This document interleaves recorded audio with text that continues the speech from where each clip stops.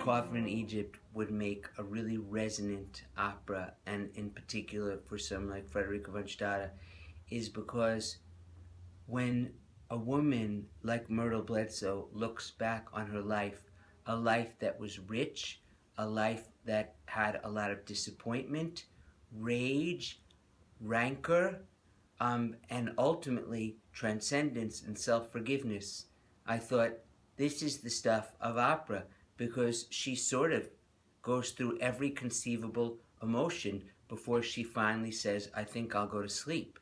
And so you're really getting to, it's like that moment before someone dies, when you get to rerun their life. I think you can't have music and musical theater without necessity. And there is enormous necessity in Myrtle telling her story at this moment in time, because she needs to put that story to bed. I know other plays by Horton Foote, and because he only wrote about his world was already familiar to me in his other pieces.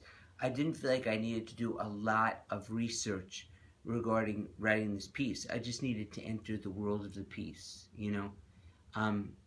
And that was pretty easy for me, even just from reading the play. It's very clear universe.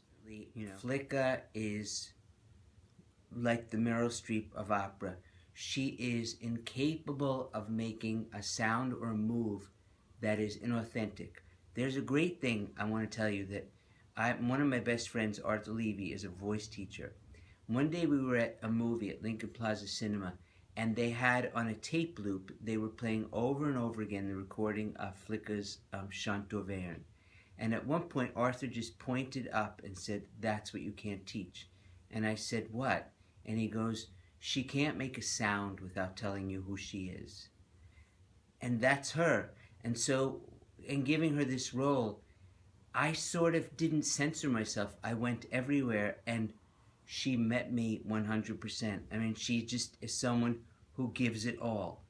And so she's a brilliant singer to write for, because there's nothing you can't write. And even she still has all the range, all the color, and emotionally she's richer than she's ever been.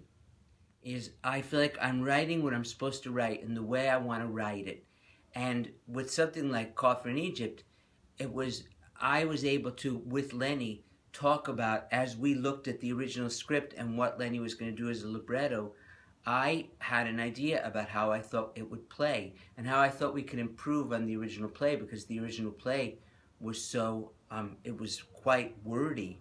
And I thought people will listen more if we create sections, if we create manageable sections. Whether you like me or my work or Horton Foote, if I had to come up with a reason for you to come see this piece, you're seeing one of the greatest singing artists of the 20th century in a tour de force performance that I think should not be missed.